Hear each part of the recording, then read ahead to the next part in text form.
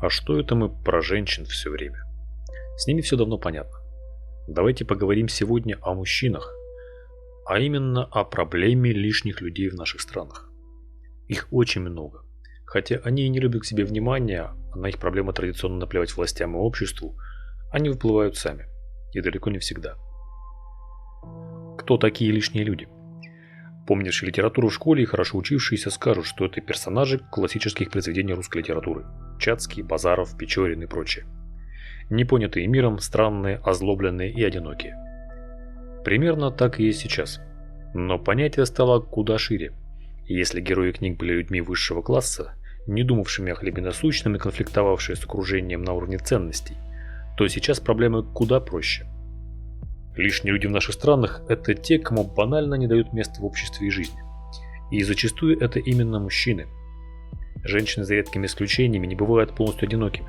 Они живут коллективами из мам, бабушек, теть, подружек или коллег, и в таком небольшом стайном мирке поддерживают друг друга и коллективно отстаивают свои интересы. А у мужчин не так. Живут поодиночке, либо с семьей. Друзья-коллеги нередко оказываются временными товарищами, а после брака и развода зачастую мужчина остается один. Хорошо, если еще живы родители или есть братья и сестры. Если этого ничего нет, мужчина попадает в изоляцию, причем добровольно. Общество давит на него требование быть успешным и социально востребованным. Если этого нет, и мужчина не может этого добиться долгое время, ему проще уйти в себя, в свою раковину, чтобы не оправдываться перед каждым за свое положение. Из той же оперы от истории таксистов про бизнес и такси для души, бывших военных о былых подвигах и тому подобное. Попытка оправдать свой низкий статус сейчас прошлыми подвигами. На женщин такое не давит, только бездетность в возрасте за 30. Прочие социальные неудачи им никто не ставит вину и легко прощает общество. Так вот, лишние люди сейчас – это те, кому экономика страны не дает подняться даже на средний уровень жизни. Родился в семье мальчик. К совершеннолетию его ждет армия и требует долг. Затем он должен получить работу, где ему будут платить достаточно, чтобы содержал себя и потенциальную семью. Значит, нужно образование. Нужна хорошая машина. Не для поездок, а как символ статуса и перспективы. Иначе на брачном рынке он будет неудачником. С каждым годом все ярче. Нужна квартира, чтобы жить не в примаках. Не снимать углы, а быть хозяином. Теперь представьте, сколько все это стоит суммарно. А где такие деньги взять молодому парню к 30 годам, когда общество уже подводит по нему первые итоги и определяет в неудачники или в перспективное? Да нигде. Даже на пропуск в рабство с именным мошенником с надписью «ипотека» требуют высочайших доходов. Без стартового капитала или помощи родственников пробиваются из этого колеса сансары дальше далеко не единицы, а доли процента. И чем меньше ваш город и чем дальше от большого, тем больший процент мужчин, обреченных на неудачу в этой гонке, проигравших, лишних. Возьмем провинциального парня из обычной небогатой семьи. Ну, закончит он школу, отслужит в армии. Куда идти дальше? Образование стоит в десятки раз дороже, чем в Европе, и ничего тотально не гарантирует. Высокооплачиваемая работа достается только по блату, либо при наличии хороших способностей и диплома, что опять же требует денег в образование.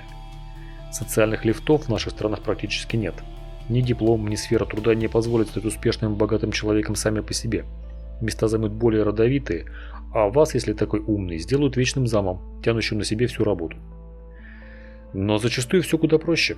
Провинциальный мужчина без связи из бедной семьи получает диплом третьесортного заведения и идет работать туда, куда берут. Как правило, это низкооплачиваемый тяжелый труд патагонка, где зарабатывает только владелец бизнеса, а сотрудники меняются полностью каждые полгода. Накопив с трудом на старую самую дешевую машину, он пытается уйти на другое место работы, как правило, примерно такое же. За несколько лет он скапливает небольшую сумму и делает самую большую ошибку в жизни – женится. Жена, разумеется, не та, о которой он мечтал, и сама от него не в восторге, но рассуждает, что молодой муж может быть полезным инструментом для пробития дороги в жизни для нее. Брак для нее – это хорошая сделка, которая не сулит убытков, даже если прогорит. Мужчину после свадьбы запрягают как лошадь, чтобы он в сжатые сроки накопил на ипотеку, снимал жилье и кормил семью в декрете. Он ходит на вахты, либо на вторую, третью работу, живет в режиме супермена. Наверное, скоро хэппи-энд. Он отдаст долги и заживут они долго и счастливо. Нет. Ломается здоровье с таким ритмом жизни. Скучающая жена находит развлечение на стороне или, недовольная низкими темпами богатения, подает на развод.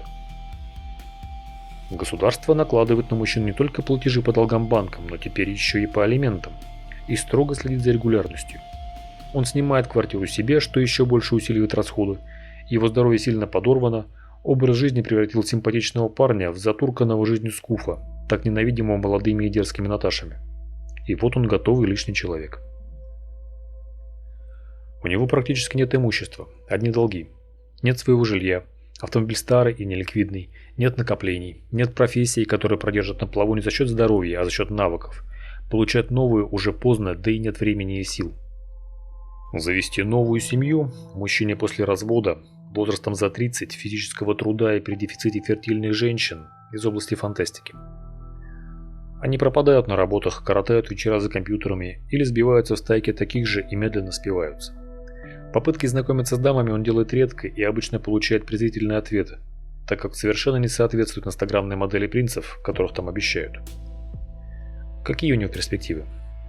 Отдать долги, и то далекое.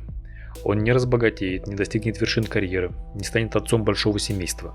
Для всего этого в стране нет условий.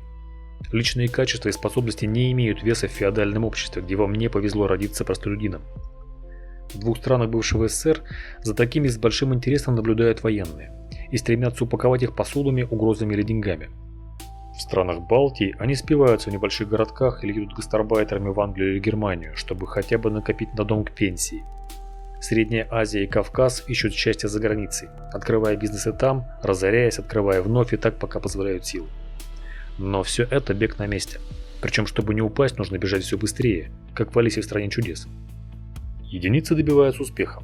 Нам их потом тиражируют СМИ как примеры, что все возможно и надо только захотеть. Примеры тысячи тех, кто не смог, никому не интересны.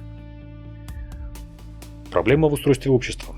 У нас создалась самая настоящая модель социал-дарвинизма, то есть там, где выживает только сильный, а слабый или упавший должен стать ему едой. Такого нигде нет. Даже в США, которыми пугают обывателей, якобы там бездушный культ успеха и заработка, есть фудбанки, есть фонды помощи. Пропасть совсем не дадут.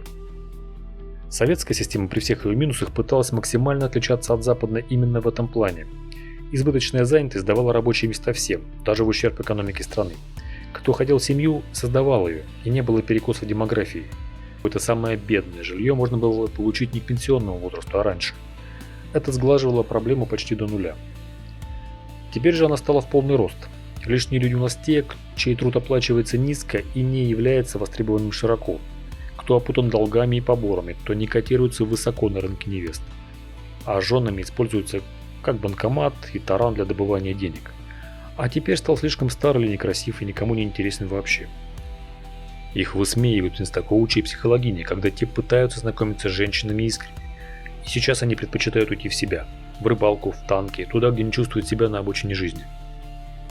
Свое жилье будет стоить больше половины заработка за всю жизнь. Новый автомобиль треть за тот же период. А без этого они находятся на обочине, и попытки выбраться оттуда стоят чрезвычайных усилий, но приносят едва заметный эффект. Так стоит ли они того вообще? Их миллионы сейчас, и будут миллионы еще. Среди зумеров, для которых вообще не осталось ресурсов. И власти ничего не собираются делать с этим. Выплывать нужно самим, кто как умеет. Вот такие дела. Пишите в комментариях свои мысли, порассуждаем, что делать.